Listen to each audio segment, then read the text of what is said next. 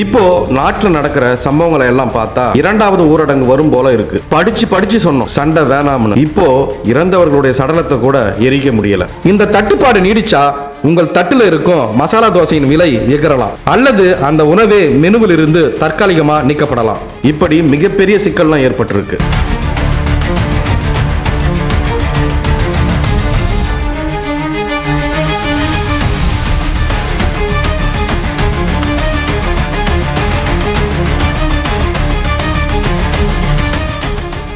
இந்த Iran Israel போரால பல நாடுகள்ல லாக்டவுன் சூழல் ஏற்பட்டுடுச்சு. பல நாடுகள்ல நிறைய பள்ளிகளுக்கு விடுமுறை விட்டுட்டாங்க. அதே போல அந்தந்த நாட்டில் வேலை செய்யற ஊழியர்களை வீட்டில இருந்து வேலை செய்யுமாறு அறிவுறுத்திட்டாங்க. குறிப்பா நம்ம இந்தியாவில் சொல்ல போனா மும்பை முடங்கி போச்சு, சென்னை தவித்து கொண்டு இருக்கு, பெங்களூர்ல பல டீ கடைகள் ஹோட்டல்கள்லாம் மூடப்பட்டு இருக்கு. அந்த அளவுக்கு நாட்டில் எரிவாயு தட்டுப்பாடு ஏற்பட்டுடுச்சு. அதே போல சென்னையில சிலிண்டர்கள்லாம் காலி ஆயிடுச்சு. கையை மீறி போகும் அளவுக்கு சென்னையில பல ஹோட்டல்கள் மூடப்பட இருக்கு. குறிப்பா சொல்ல போனா இறந்தவர்களுடைய சடலத்தை எரிக்க கூட முடியாம பல எரிவாயு மயானம் மூடப்பட்டு இருக்கு. இந்த உலகத்துல என்னதாயா நடக்குது அப்படின்னு நீங்க கேட்டா இதுக்கு உண்டான பதில இந்த வீடியோவில் முழுமையா பார்க்க போறோம். வாங்க வீடியோக்குள்ள போலாம்.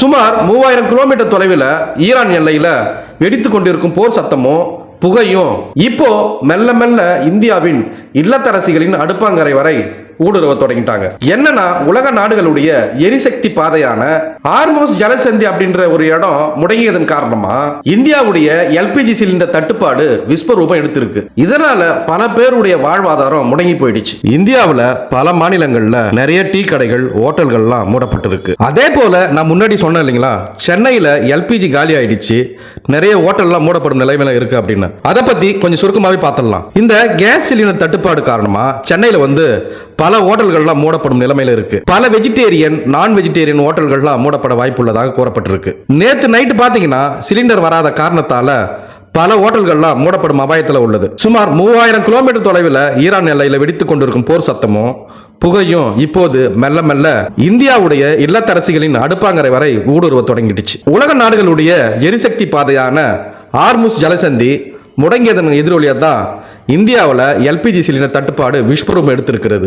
இப்ப பாத்தீங்கன்னா கேஸ் ஏஜென்சிகளின் முன்பாக பாம்புகளாக நீளும் மக்கள் வரிசை ஒரு புறம் என்றாலும், மறுபுறம் கமர்ஷியல் சிலிண்டர் கிடைக்காம சென்னை முதல் கொல்கத்தா வர ஹோட்டல் தொழில் ஆட்டம் காண தொடங்கிடுச்சு. இந்தியாவுடைய சமையல் எரிவாயு தேவையில 60% அதிகமானவை இறக்குமதி மூலமே பூர்த்தி செய்யப்படுது. இதுல கொடுமை என்னன்னா, நாம் இறக்குமதி செய்யும் எரிவாயுல 80% முதல் 90% வர அந்த பதற்றமான ஹார்முஸ் ஜலசந்தி வழியாகத்தான் வர வேண்டும். ஆண்டுக்கு 31 மில்லியன் டன் எல்பிஜியை உறிஞ்சும் இந்தியாவிற்கு இந்த போக்குவரத்து தடை ஒரு பெரும் இடியாக இறங்கி போயிருச்சு. இதுல 87% வீட்டு உபயோகத்திற்கும் மீதமுள்ளவை ஹோட்டல் மற்றும் உணவகங்களுக்கும் ஒதுக்கப்படுகின்றன. இப்போது ஏற்பட்டுள்ள தட்டுப்பாட்டால வீட்டு சமையலை காப்பாற்ற மத்திய அரசு அத்தியாவசிய பொருட்கள் சட்டத்தை கையில் எடுத்துக்கிறாங்க. இதனால கமர்ஷியல் சிலிண்டர் விநியோகம் கிட்டத்தட்ட முடங்கி போயிடுச்சு. இன்னும் 2 நாட்கள்ல இந்த நிலைமை சீராகலன்னா 50% ஹோட்டல்கள் மூடப்படும் அப்படின்னு எச்சரிக்கப்பட்டிருக்கு. மும்பை ஹோட்டல்களுடைய சங்கமான ஆகார் ஏற்கனவே தாதர் அந்தேரி பகுதிகளில் பல ஹோட்டல்களில் அந்த மெனு கார்டில் இருக்கிற மெனுவை சுருக்கிட்டாங்க. சென்னை நிலைமையும் சற்றும் குறையவே இல்லை. கமர்ஷியல் சிலிண்டர் விநியோகிப்பாளர்கள் ஸ்டாக் இல்லை என்று கைவிரிச்சிட்டாங்க. இதனால பெட்ரோலியத்துறை அமைச்சருக்கு சென்னை ஹோட்டல் சங்கம் கடிதம் எழுதியிருக்கிறாங்க. புகழ்பெற்ற அன்னபூர்ணா ஹோட்டல் பாத்தீங்கன்னா தனது கிளைகள்ல சில உணவுகளை தற்காலிகமா நிறுத்தி வச்சுட்டாங்க. சென்னையில கேஸ் சிலிண்டர் தட்டுப்பாடு காரணமா இன்னைக்கு முக்கியமான உணவகங்கள் மூடப்பட வாய்ப்பு இருக்கு. பெங்களூர்ல இந்த பிரச்சனை எப்படி இருக்கு அப்படின்னு பார்த்தோம்னா, ஐடி நகரமான பெங்களூர்ல பல ஹோட்டல்கள் மீண்டும் விறகு அடுப்புக்கு மாறிட்டாங்க. பெங்களூருவின் அடையாளமான வித்யார்த்தி பவன் உரிமையாளர் மிகுந்த வேதனையுடன் ஊடகங்கள்ல பேசும்போது, என்னிடம் இருக்கும் 5 சிலிண்டர்கள் நாளை மதியம் வரைக்கும் தான் இருக்கும், அதுக்கு மேல கேஸ் வரவில்லை என்றால் கடையை மூடுவதை தவிர வேற வழி கிடையாது அப்படின்னு கூறியிருக்கிறார். இதுல எரிவாயுவை சேமிக்க ஏற்கனவே 2 தவாக்களை அணிச்சிட்டா அப்படின்னு சொல்லியிருந்தார். இதுல அரசுடைய நடவடிக்கை என்னதான் பண்றாங்க அப்படின்னு பார்த்தோம்னா, தட்டுப்பாடு இல்லை என்று அரசு ஒருபுறம் சொன்னாலும் கள நிலவரம் வேற மாதிரி இருக்கு. வீட்டு உபயோக சிலிண்டர் விலை 60 ரூபாயும் கமர்ஷியல் சிலிண்டர் விலை 114.5 ரூபாயும் அதிரடியாக உயர்த்தப்பட்டிருக்கு. இந்த பிரச்சனையில பதுக்கலை தவிர்க்க சிலிண்டர் முன்பதிவு இடைவெளி 21 நாட்கள் இருந்து 25 நாட்களா அதிகரிக்கப்பட்டிருக்கு. மருத்துவமனைகள் மற்றும்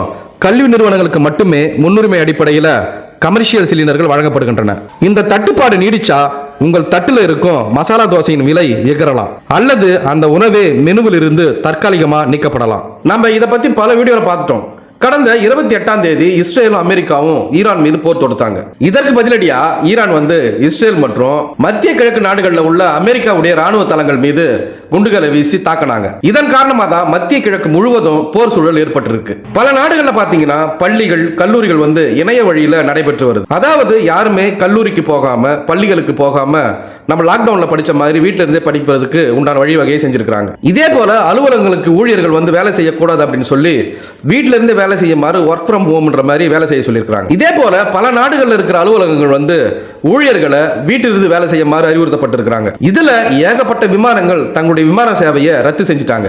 ஆனா இந்த போரின் தாக்கம் மத்திய கிழக்கு மட்டுமன்றி இஸ்ரேல் மட்டுமன்றி உலக நாடுகள் அனைத்தையும் தாக்கி கொண்டு இருக்கு. எண்ணெய் கிடங்குகள் மற்றும் அந்த எண்ணெயை சுத்தம் பண்ணி தயார் செய்கின்ற அந்த ஆலையின் மீதும் ஈரான் குண்டு தாக்குதல் நடத்திட்டாங்க. இதுல உலகின் மிகப்பெரிய எண்ணெய் நிறுவனமான சவுதி அரோம்கோ தொழிற்சாலை மூடப்பட்டு விட்டது. இதுல கத்தார் எல்பிஜி சிஎன்ஜி அப்படின்னு சொல்லக்கூடிய அனைத்து உற்பத்திகளையும் நிறுத்திட்டாங்க. இந்த உலகத்தினுடைய 20% எரிபொருள் விநியோகம் ஆர்மோஸ் நீரிணை வழியாகத்தான் நடக்கும். இந்த ஆர்மோஸ் நீரிணை அப்படின்னு சொல்லக்கூடிய இந்த பகுதியில் இருந்து தான் அனைத்து எரிபொருள் இருந்து கச்சா எண்ணெயில இருந்து அந்த வழியாக தான் கொண்டு வருவாங்க. இப்போ அந்த இடத்தை ஈரான் மூடியுள்ளதால மிகப்பெரிய பதற்றமோ மிகப்பெரிய பிரச்சனையும் ஏற்பட்டிருக்கு நாட்டில். இந்த இடத்தை ஈரான் மூடியுள்ளதால கச்சா எண்ணெயுடைய விலை மிக உயர்ந்த அளவில் போயிடுச்சு. நான் முன்னாடி சொன்ன மாதிரி இந்த எல்பிஜிக்கு மிகப்பெரிய தட்டுப்பாடு ஏற்பட்டுள்ளதால இந்தியாவுடைய பல உணவகங்கள் பல டீ கடைகள் எல்லாமே மூடப்படும் நிலையில இருக்கு. இந்த பிரச்சனையால பல நாடுகள் சிக்கி தவித்துக் கொண்டிருக்கின்றன. இதுல நம்முடைய அண்டை நாடான பாகிஸ்தான் மிகப்பெரிய சிக்கலை எதிர்கொண்டு இருக்கு.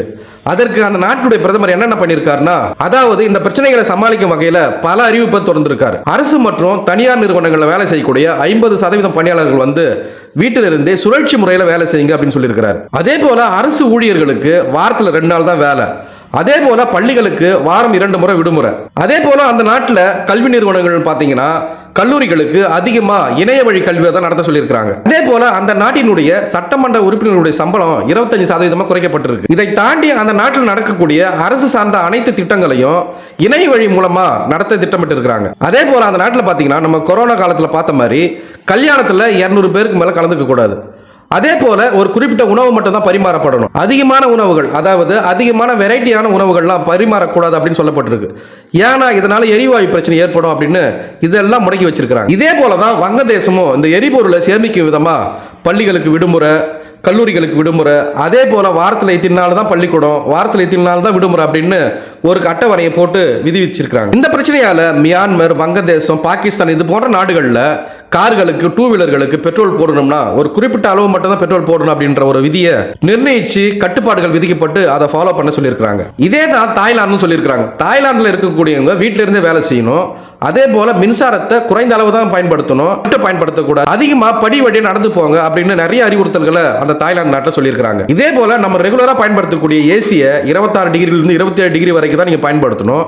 அதை தாண்டி இப்ப இருக்கிற காலகட்டத்தில் அதிகமா ஜெராக்ஸ் மிஷின்லாம் பயன்படுத்த வேண்டாம் அப்படின்னு அந்த நாட்டில் அறிவுறுத்தப்பட்டிருக்கு. இதே பிரச்சனை தான் வியட்நாம்லயும் ஏற்பட்டிருக்கு. அந்த நாட்டில் வாரத்தில் 4 நாள் மட்டுமே வீட்டில இருந்து ஒர்க் பண்ண சொல்லியிருக்காங்க. இதுல அவங்களும் மின்சாரத்தை குறைந்த அளவில் பயன்படுத்த சொல்லி அறிவுறுத்தப்பட்டிருக்காங்க. இது போன்ற பிரச்சனைகளை எல்லாம் நம்ம ஒரு சில ஆண்டுகளுக்கு முன்னாடி நம்ம சந்திச்சோம். எப்படின்னா கொரோனா காலங்களில் இப்படிதான் மனிதர்கள் இருக்கணும், இப்படிதான் மின்சாரத்தை பயன்படுத்தணும், இப்படிதான் கல்யாணத்தை நடத்தணும், பள்ளிகள் கல்லூரிகள் இணைய வழியில் தான் நடைபெறணும், ஐடி கம்பெனியில வேலை செய்கின்ற பணியாளர்களாக இருந்தாலும் சரி, அரசு அலுவலகங்களில் வேலை செய்யக்கூடிய பணியாளர்களாக இருந்தாலும் சரி, அதே போல தனியார் நிறுவனங்களில் வேலை செய்யக்கூடிய பணியாளர்களாக இருந்தாலும் சரி, அனைவரும் வீட்டில் இருந்தபடி அதிகப்படியான மின்சாரத்தை பயன்படுத்தாம கட்டுப்பாடோட இருக்கணும் அப்படின்றத நம்ம பார்த்தோம். இதைத்தான் இப்போ நாட்டில் நடக்கிற பிரச்சனையை பார்த்தா நம்ம இந்த பிரச்சனையை சந்திக்கக்கூடிய நிலைமை ஏற்பட்டிருக்கு. பெட்ரோல் டீசல் இல்லாம கூட மோட்டார் வாகனங்களை ஓரம் கட்டி கூட விட்டுடலாம். ஆனா எரிவாயு இல்லாம எப்படி உணவை சமைத்து பசியாற முடியுங்க? இந்தியாவுடைய எரிவாயு தேவையில 50% இறக்குமதி செய்யப்பட்டு ஆர்முஸ் ஜலசந்தி வழியா கப்பல்ல கொண்டு வரப்படுது. இப்போது அதுவும் தடைப்பட்டு போச்சு. உள்நாட்டு உற்பத்தியை அதிகரிக்க மத்திய அரசாங்கம் உத்தரவிட்டு இருந்தாலும் யானை பசிக்கு சோளப்பொரி போல அது நிலைமையை முழுமையாக சீரமைக்க வாய்ப்பே கிடையாதுங்க. இதுல சில ஓட்டல்கள்ல, பெரிய ஓட்டல்கள்ல மின்சார அடுப்பை பயன்படுத்துவார்கள் என்றாலும் அதுல ஒரு சிக்கல் ஒன்று இருக்கு. காலை 6 மணி முதல் 10 மணி வரையிலும், மாலை 6 மணி முதல் இரவு 10 மணி வரையிலும் கூடுதலாக 30% மின் கட்டணம் செலுத்த வேண்டும் என்பதால உணவுப் பொருட்களின் விலை விண்ணை நோக்கி சென்றுவிடும். விறகு அடுப்புக்காவது போகலாம் அப்படின்னு நினைச்சா கூட நகரங்கள்ல சுற்றுச்சூழல் பாதுகாப்பு சட்டத்தின் கீழ் அதுக்கு தடை விதிக்கப்பட்டிருக்கு. ஓட்டல்கள் எல்லாம் மூடப்பட்டா அந்த உரிமையாளருக்கு மட்டும் இழப்பு கிடையாதுங்க. ஓட்டல் சாப்பாட்டை மட்டும் நம்பி இருக்கும் புலம்பெயர் தொழிலாளர்கள், சுற்றுலா பயணிகள், வெளியூர்களில் இருந்து பிற தேவைக்காக வருபவர்கள் பசியார என்ன செய்வாங்க? வயிற்றை பிடித்துக் கொண்டு வாட வேண்டிய நிலையை நினைத்து கூட பார்க்க முடியலைங்க. நான் முன்னாடி சொன்ன மாதிரி ஒரு சில இடங்கள்ல மின்மயானங்கள்லாம் மூடப்பட்டிருக்கு. எப்படின்னா, இப்போ உதாரணத்துக்கு சென்னையில பாத்தீங்கன்னா ஒரு நாளைக்கு 20 இறுதிச் சடங்கு நடைபெறுதுன்னா இப்போ 2 இறுதிச் சடங்கு நடத்துவதற்குண்டான எரிபொருள் கூட அங்க இல்ல அப்படின்னு சொல்லப்பட்டிருக்கு. அதே போல ஒரு தகனத்திற்கு ஒரு இறந்தவருடைய உடலை எரிப்பதற்கு 18 கிலோ எரிவாயு தேவைப்படுகிறது. இதனால தற்போது சில மயானங்கள்ல மின்சாரத்தின் மூலமா எரிக்கக்கூடிய மின்சார உலைகள் மற்றும் மரக்கட்டைகளை வைத்து எரிக்கக்கூடிய அமைப்புகள் மட்டுமே இப்ப பயன்படுத்தப்படுது. முதல்ல பாத்தீங்கன்னா இந்த மயானங்கள்லாம் அதிகமா விறகு வச்சு எரிக்கிறதும் மின்சாரத்தை வச்சு எரிக்கிறதுமா தான் இருந்துச்சு. ஆனா இந்த இரண்டாலையும் மாசு கட்டுப்பாடு அதிகமா ஏற்படுவதால இவங்க என்ன பண்ணிட்டாங்க, எரிவாயு அடிப்படையிலான மயானங்களை உருவாக்குனாங்க. இது அதிகமா மாசு கட்டுப்பாட்டை தவிர்க்கும் அப்படின்னு தான் இதை உருவாக்குனாங்க. ஆனா இப்ப இருக்கிற சூழ்நிலை தலைகீழா மாறிடுச்சு. ஏற்கனவே இருந்த மாதிரி மரக்கட்டைகளை வைத்து எரிப்பதும் மின்சாரத்தின் மூலமா எரிப்பதுமாக பயன்பாட்டுக்கு வந்து கொண்டிருக்கிறது. இதுல மத்திய மாநில அரசுகள் போர்க்கால நடவடிக்கையை உடனடியாக எடுக்க வேண்டிய அவசியம் ஏற்பட்டுள்ளது. இதே போன்று உலகில் நடக்கக்கூடிய பல்வேறு சுவாரஸ்யமான தகவல்களை, புது செய்திகளை உடனுக்குடன் தெரிந்து கொள்ள எங்களுடைய தமிழ் களஞ்சியம் சேனலை பின்தொடருங்க. மேலும் இது போன்ற பயனுள்ள தகவல்களை அடுத்த காணொலி மூலம் விரிவா பார்க்கலாம். நன்றி.